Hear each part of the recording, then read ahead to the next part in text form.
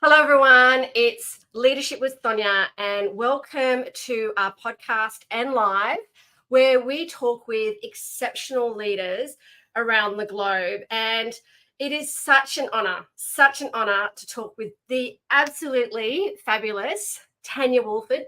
She is the founder of Your Plan Manager and has lots of different hats, and you'll see it in the bio.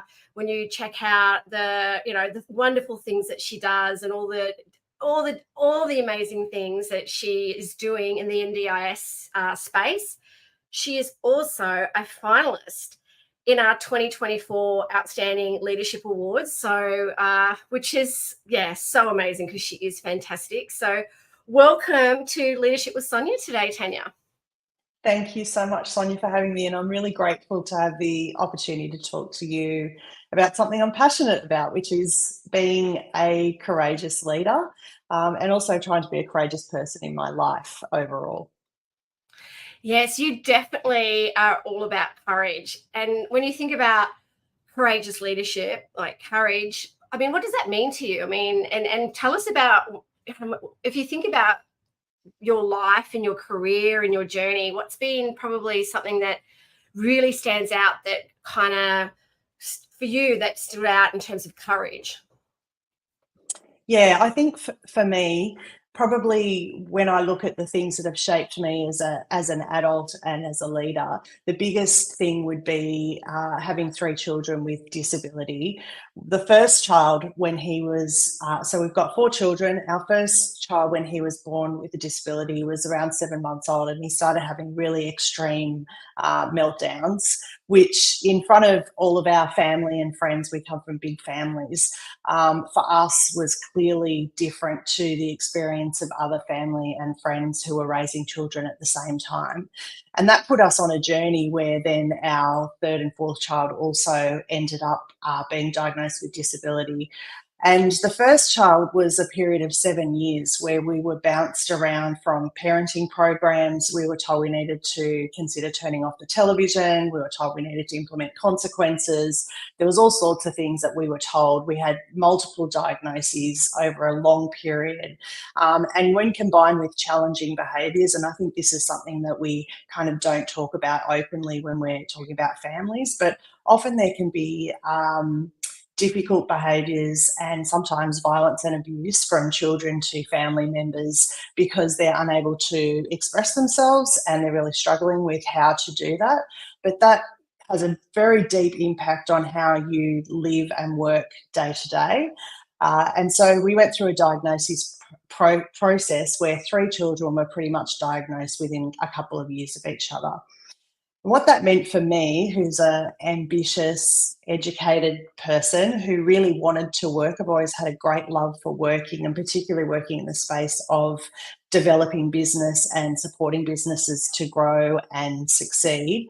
I had to suddenly reframe everything that I had expected about my life and make it about being a carer primarily. So my primary role in life now is a carer to three people with disabilities, and negotiating and dealing with the transitions and interactions that we've had through the years with education, multiple schools, for example, justice, police, social workers, NDIS, funding from all different areas, sometimes no funding. And I think what that developed in me is a recognition around what it's like to actually be brave and talk about challenging conversations. So what's going on at home, and how I could come to work and it would be 8 o'clock and people would say, oh, I've had a hard day, the cat's done such and such, and I would have been through 3 or 4 hours perhaps of really difficult circumstances just to get out the door and get into work. What happened through that process was I lost a multiple number of jobs because I wasn't able to be available as I was needed to, as I was moving more into senior processes. And that really shaped my understanding of kindness and also how to work more flexibly with other people in the business. I think it also shaped my view around inclusiveness in a different way. So by being open about my experiences, which people often don't talk about because there's still an element of shame to say, you know, I have these things going on for me at home, or, you know, we live in a difficult environment. I think that opens conversations then and makes it a safe place for other people to come to work and share their experiences. And sometimes it is just the cat. Other times it can be something quite significant and severe. But I think for me, that's what's really shaped me as a leader. And one of the reasons I started my own business was recognizing that we've come a long way in flexibility and inclusiveness, but we're not there yet. And I still am primarily a carer, and I need to be able to drop everything and provide, you know, support to my children when they need it. It gets easier as school kind of fades away. We're starting to move into an adult situation, but I'm sad to say that you still need a level of flexibility as the main carer. I'm lucky that my husband stepped more into that role in the last couple of years, which is allowing me to explore more fully what it's like to own and run a business that's successful. Wow, yes. There's so much courage there. And I mean, I know your journey and your story, and that's why I just have so much admiration for you. How are your children today? How are your three children today? Yeah, we have 4 children, so our Sorry. eldest is also well, that's fine. Our eldest is also a carer, and we, you know, we talk about that openly within our family. We as a family are good. You know, we're connected and going through now the stage of young person into adult. So that's a whole other transition process, particularly for people who have autism as part of their diagnosis. Transition is very difficult. We are doing our very best, of course. And one of the things we've recognised is the importance of having a team around us that we trust who support our family and us. And I think the other thing that we're trying to do is also recognise now that as the children are moving into adulthood, that the choices that they make and the things that they might choose that work for them, that's okay, you know. So it's about letting go a little bit and starting to let them develop their own support teams and work out what works best for them. The other thing I will say is support in terms of formal support. So whether that's counselling, psychology, coaching, just having a person that you can have a cup of coffee with, is also part of the strategy that we use as a family to help us get through what can still be very difficult days sometimes. And you've starting your plan manager, this was kind of part of that journey, wasn't it? Because of your Mm. own your lived experience. Hmm. And you know, we were talking offline before around that and your journey and where you are at today. I mean, how do you do it? Like, look at you and you go, you've got 4 kids and you're growing this incredible business in the NDIS sector. You also have other hats, like you're a chair and, you know, carer, mum, all these different things. I mean, how do you, like for your own, how do you like self-compassion and how do you stay like, and I'm sure that like I like there's days I go, oh my gosh, like I don't know if I can do this, but how do you stay Well, you? yeah, Yeah. I mean, so I started the business. I'll probably go back 2 steps. I started the business because I was supporting families. We got to situations in our, particularly early in our family life where, you know, and I'm quite open about this, we considered relinquishment of care of one of our children, you know, and, you know, I speak openly because I've had permission to talk about it from my child, who's now an adult. Can I say also, we're quite open about the challenges we've been through as a family.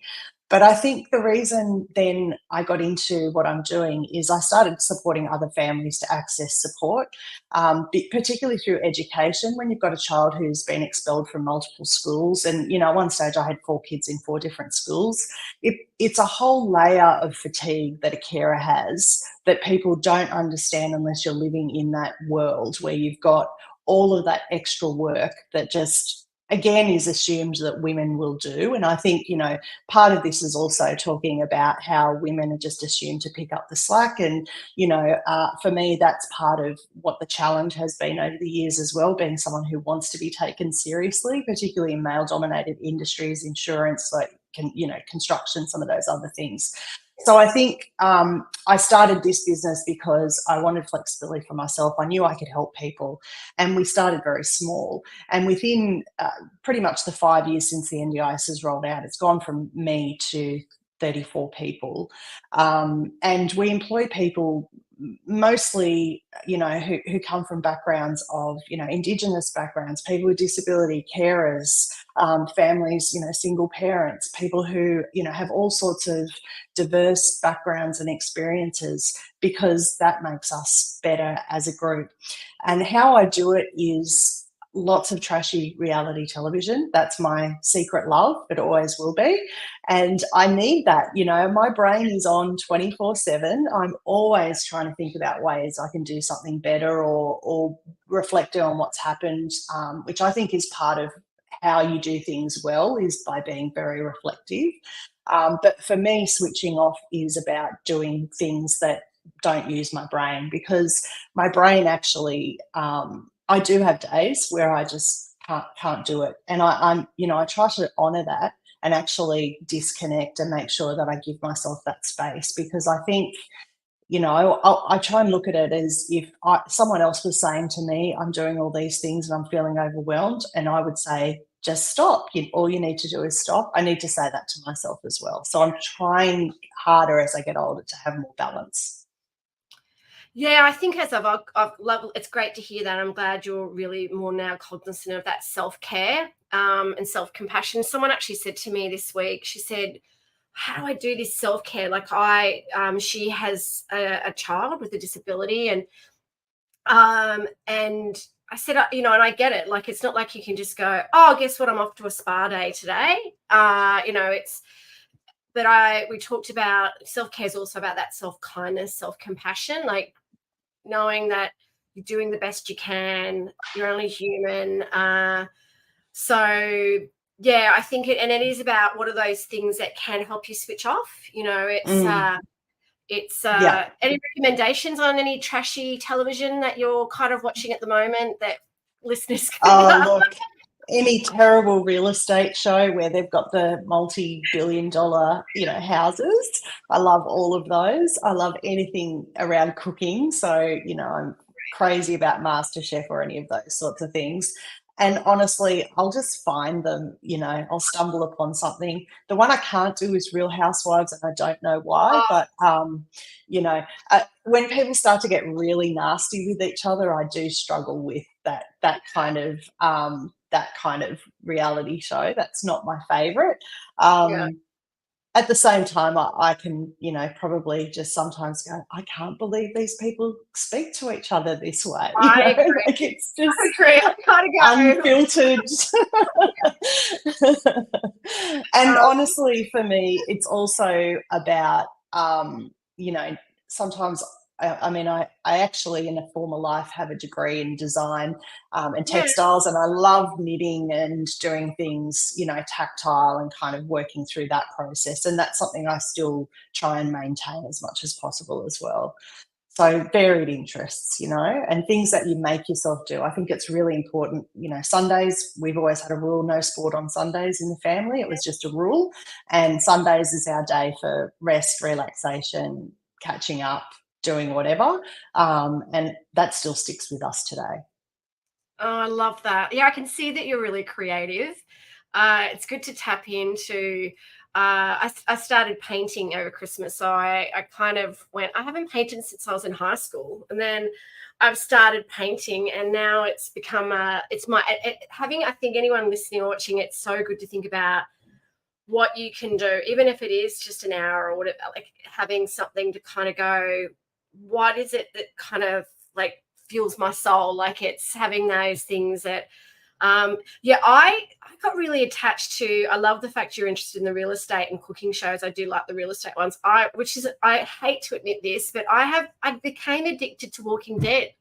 I just I was like, how do I kind of got to a stage where I was like, I actually want to be on that show. It was one of the zombies. Like it was, my daughter was getting me going, Mom, like what? I said, I don't know what it is. Like I was getting so, I thought, oh, anyway.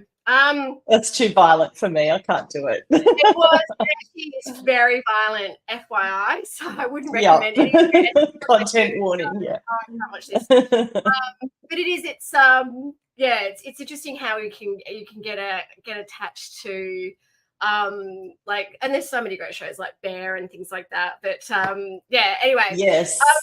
So leadership, and obviously your submission and you being like even reading your submission was just wonderful, and it was so great to see that. Thank goodness I don't choose the finalists. I definitely don't choose the winners. And everyone is winners, but because it's just everyone's so amazing. But when it comes to leadership, like what does leadership mean to you? Like this, and to us it's obviously not a role or title, it's an attitude or choice, but you are leading every day. Like leadership's kind of in your blood. Like what does that mean to you?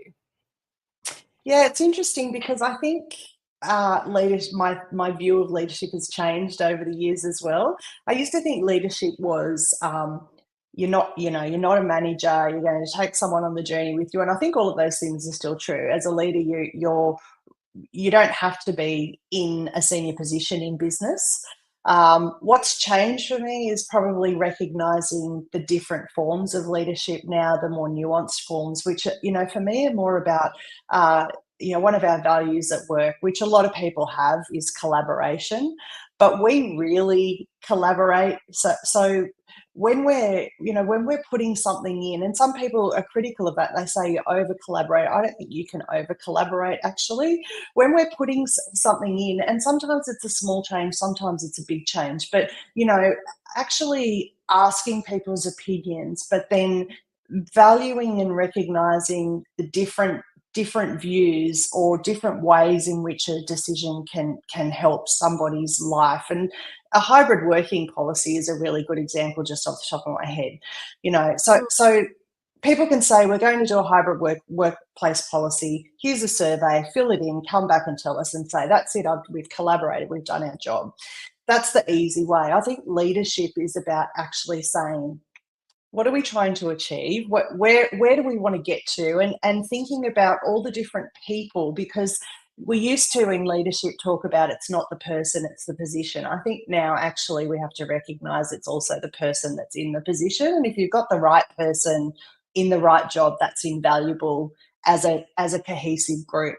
So for me, leadership is about also thinking about the people that are working in those positions and how they interact with their workday and what matters to them, and then coming up with something that is actually led by the team rather than led by you. And I think that's when you get the best outcomes for a workplace, is when you actually consider and demonstrate that you're considering a whole range of views. Does that make sense?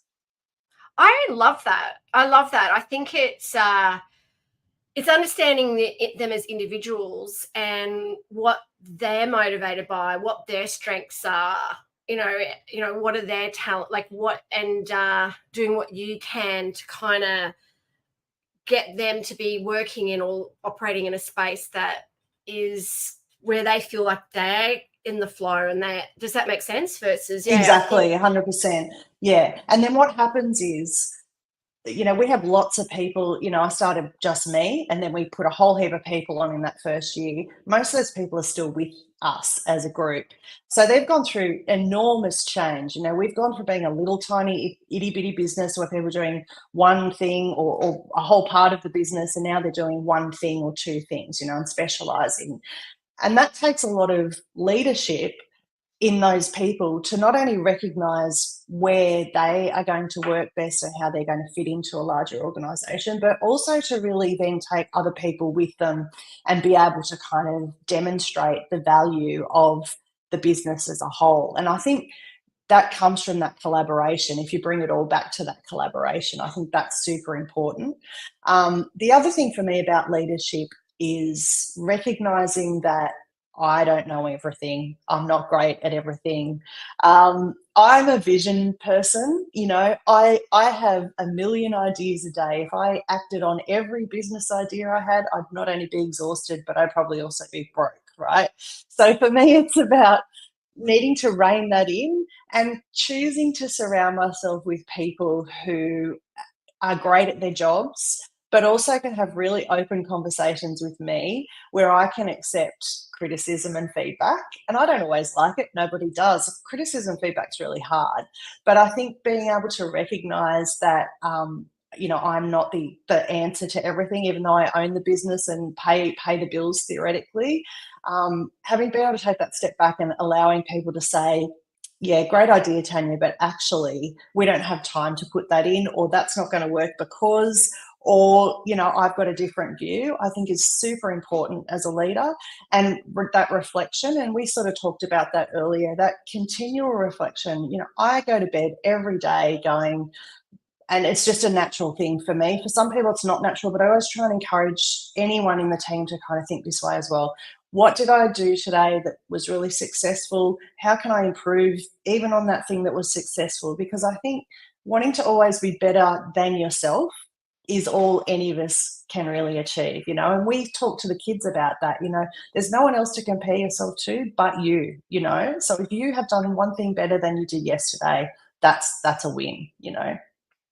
I love that. I love that philosophy. That self-reflection is, I think, so powerful. And I always ask myself, these, was I who I wanted to be today? Like, was I true to myself today? Did I stand for my values? Was I true to my values? That self-reflection. And also, yeah, that's the most powerful thing, that comparing yourself just to you, right? And Yeah. instilling those values and those philosophies into your children. And that's what being a mother or parent is actually, I think, the most important leadership role. Absolutely. So, yeah. And look, I'll just say, because I really need to always manage expectations. It is not perfect. I am not perfect. I overthink things. I still feel sad when somebody leaves, even though the business. I mean, when a staff member leaves or when a client leaves, that taking it personally is something I'm really trying to work on more and more in terms of how I manage those feelings. And I think as females, we have that inherent need to please people that, a lot of women do, that I think is also what makes us great at what we do, but it's also can be a challenge. And so I'm trying to manage some of those kind of more negative challenges myself as well. But it's certainly not perfect. And, our life is nowhere near perfect. It's generally chaos, particularly at home. Tidy office, the rest of the house you wouldn't want to come into. I really love that. So thank you for sharing that. That's really authentic. And and it's great to hear that, because I think as well, we only see what we see, right? And sometimes we have perceptions and I mean, I've had Leadership HQ for 17 years, as you know, like businesses like this. And some people say, oh my gosh, like, I thought you'd be on a yacht or something. And and I'll go, what? I said, oh, because, like, people think, I think sometimes in business that it's really tough. There's been days that I've gone, I don't know if I'm going to be able to pay the rent this month. Like and definitely, I think I hear what you're saying around the people pleasing space. Like, it's, I talk about courage and kindness, and, even though I have those two, they're two of my values as well, I still get really hurt when people are nasty to me or send me an email, or like, sometimes I go, oh my gosh, but I always go to the 2 C's, curiosity and compassion. I'm curious around what's going on for them, and obviously showing compassion. Just a few comments that have come up from some of the people that are watching and listening today. Taddy has gone on with you, Tanya. Can't stand shows where people are just being nasty. But I do love some. But I still do love some tragic reality shows, laugh out loud. So sometimes you just it's yeah, thank you. I agree. No one likes that. No one likes that at all. But just listening to like, and even when I worked with you a number of years ago, I was so impressed with you and your leadership and your values. I could tell that that you're so passionate about what you do in the industry, but also you just espouse your values in spades. And I think that's a real testament to you and who you are as a leader. So that's why I love you. Thanks. Yeah. It's interesting because you know, sometimes I don't understand why other people create barriers for, people with disability, Indigenous people, people from non-English speaking backgrounds. It's inherently not in me to see those differences. It's become more apparent to me as I get older that thinking is, a thinking that is built into so many workplaces because the culture's so old, because it's the way it is, and I think, one of the things for me around leadership is I just think people are great, genuinely great people who want to have a fulfilling work life as much as they do home life. And I think COVID really showed that, we can think about things in a different way. I think flexibility, particularly for people with disabilities through COVID, was something that was really positive, that we demonstrated that if you have a disability, you can actually do your work from home. You don't need to be in an office. And for me, it's just part of me, but it's not part of everybody. And I think for me, that's probably one of my responsibilities in the world, is to actually make sure that, the things that I'm really good at, one of which is communication. I'm grateful I have the ability to communicate and I understand and can advocate for my family and my children, but not everybody can. And I think it's really important then to be a leader where you're able to take that platform and show other people what good looks like, even if you're not always good all the time, if that makes sense. That does absolutely make sense. So why do you think that is? Like, why do you think we still have a inclusive challenge? I just see that we still have this. We don't. Yeah, it's really interesting. I went to a great lunch yesterday in Ballina, which was the Northern Rivers Autism Association, the inaugural launch of that association. Matt Rogers, the footballer, was there, who spoke because he has a fantastic charity called ASD for Kids. And inclusion was part of what we were talking about, the challenge of people who getting into work, people with disability. We're still, after 10 years of the NDIS, where employment was a main goal, we're still sitting here with barriers to employment. And look, our workplace isn't perfect either. We still have barriers as well. And one of them is time. And I think that's something we don't acknowledge enough as leaders in business, that actually part of providing an opportunity for someone with a disability or a non-English speaking background, for example, is the value of time and being able to provide the time that it might take to support that person into work. And it's really easy to say, I'm too busy, we're under the pump. I mean, we've had a skill shortage the last few years that's been unbelievable and incredibly tough for business. But I think we need to take a step back and say, okay, I need to give the time to actually support this person into this role, because what I know is that on the other end, we are then showing that it's possible. And it's so empowering to be in a job that you enjoy, where you're valued. For me as a carer, the thing that kept me going most of my, young mothering life was having a job, because I could walk into work and people would say, great job, Tanya, you're doing a really good job, which I never got at home, ever. And I think, it's super important to have that affirmation and positive outcome, particularly if you come from a background where there's a lot of negative kind of challenges. So that's one of the things I'm really thinking about at the moment, is how we can then perhaps do some transition, from adulthood into work for people, where we're providing the time to actually give that opportunity rather than just, here's a job. Yes, we put in adjustments, but the adjustments might not be enough. Do you think there's enough being done around, I mean, and this is where I'm thinking, I mean, how could we change, like how we could help or how we change this, right? Because I see it as well, like when I talk to people around, like, again, being more inclusive, but also the opportunities for people with a disability around getting the skills, like getting the training or getting those skills. Do you think there's enough being done to prepare? No. Okay. And I think it's really interesting. In Australia, we have lots of employment support and funding support and supporting this and supporting that, intervention and all the rest of it. But we're still having the same challenges where people with disability are underemployed in our country and often have incredible skills, not only work skills, but cultural skills. And I think that's something that's often missed as well. The benefit of having somebody who's positive in your workplace actually makes everybody more positive. It's just the way it is. If you feel passion and you see it, then you're going to be more positive yourself.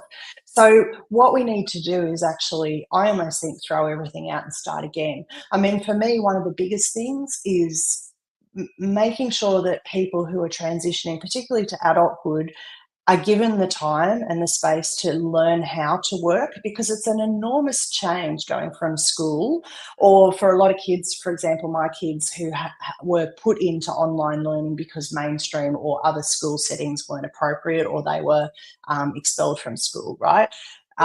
So they've been primarily disengaged from community, other than support workers. And then we're saying you've got to go and get a job because now you're 18, the magic number, which for most people is challenging enough. But, then you're adding this layer of having a disability. And, suddenly we're expecting people to have so many hours, and that's how employment services get paid, by placing into hours. I actually think we need to go backwards a couple of steps and support businesses to actually just build foundational skills. Those foundational skills, turning up to work, one day a week. Let's just do that for a couple of weeks and see how you feel about that.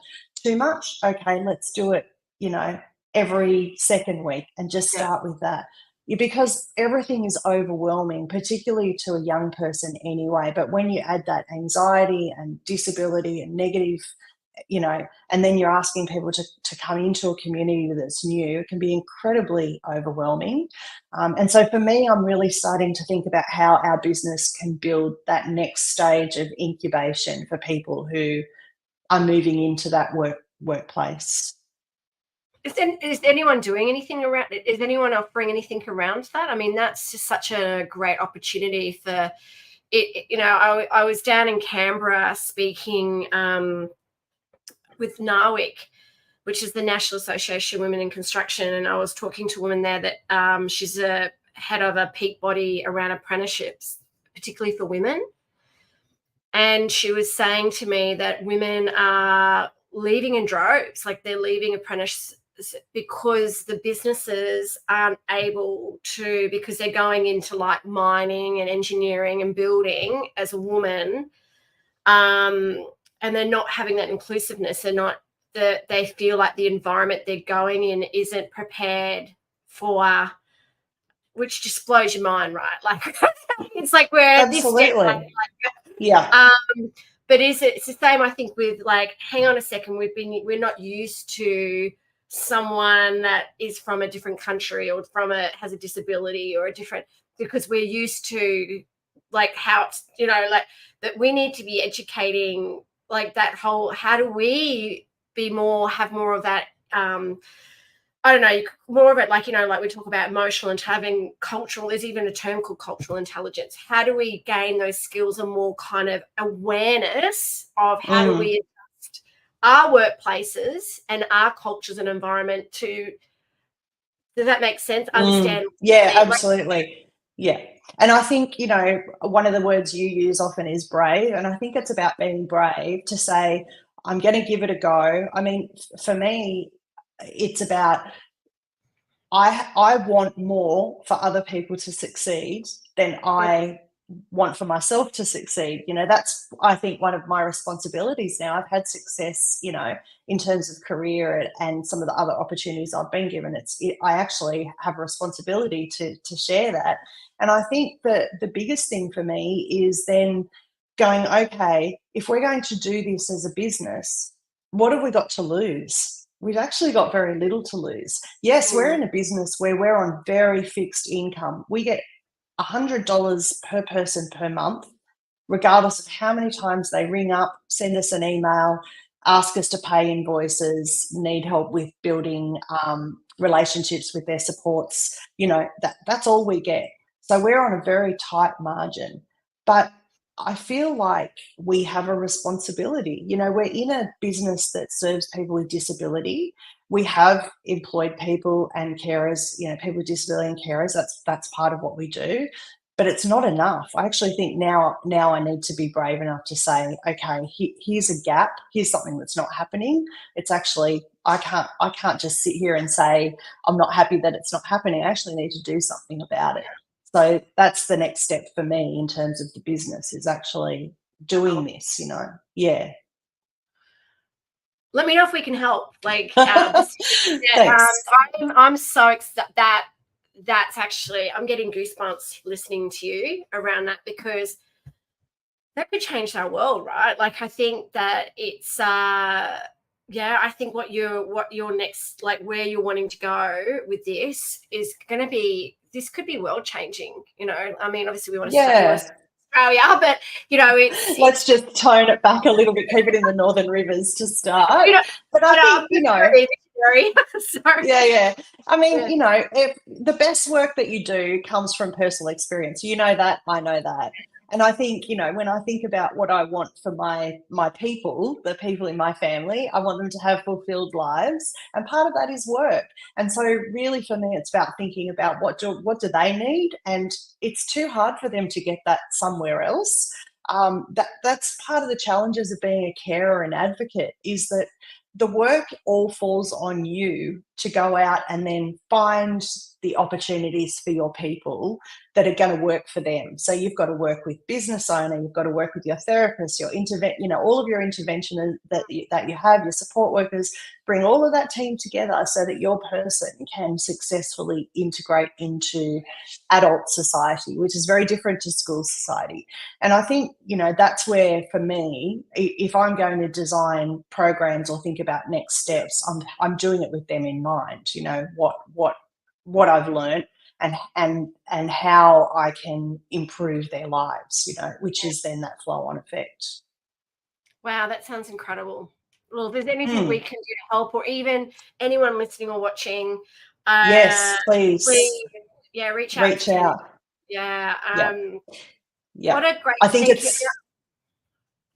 Sorry. I think it's about making that time. You know, that I think that's, you know, that commitment to time is the thing that's missing from employment services, because everybody's on a set funding amount, you know, and it's all measured in time. So you only get 10 hours or 20 hours or whatever it is.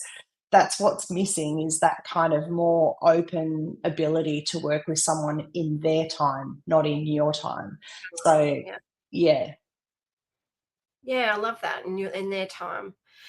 And the other, I know it's a bit of a I have a lot of, like, for me, I'm a big advocate for courage and community. You know, we need to be collectively a lot more courage, like showing, like, being fierce and being brave around. If there's things that we think that we need to change, we need to have the courage to do that. But we also need to know that it does take a community as well. So that's why connecting with others and helping others. I mean, and that's probably one of the reasons why as well I started the Leadership Awards, because I wanted to have the courage to showcase greater role models for our youth and for our generations of today and tomorrow, because we see so much negativity on social media. Like, this CEO is doing this wrong, or this politician's doing this wrong. I'm like, well, hang on. our youth, our future generations are not seeing a lot of positive role models. So that's why I created the Outstanding Leadership Awards, because I wanted that platform to showcase great examples of great humans like yourself.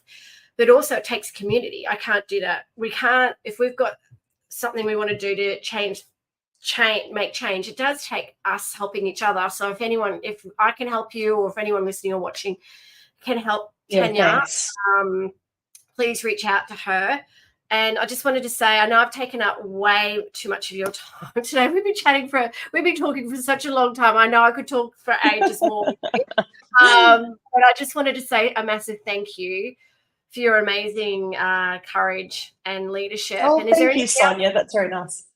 Oh, anytime. Is there anything you'd love to say before we kind of close off today?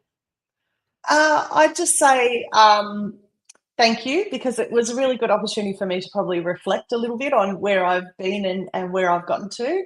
But also for anyone out there who might be struggling, in terms of their caring responsibilities, or even just in terms of leadership, I'm always happy to support, communicate, work with, whatever. I think it's really important that we give back. It is so important that we give back, and kindness is, I think, kindness is everything. And you are definitely one of the kindest people I know. So I just thank you so much for today. Thank you, Sonia. Really appreciate it. And I will see you in a few weeks. You will. Yes. Looking forward to it. Yeah, yep, it is. It'll be great. Magical event. It's the most magical experience. So I look forward to seeing you in a few weeks. And thank you so much for being on podcast and live today. Thank you. Have a lovely day. Thanks. You Bye, too. everybody. Bye. Bye.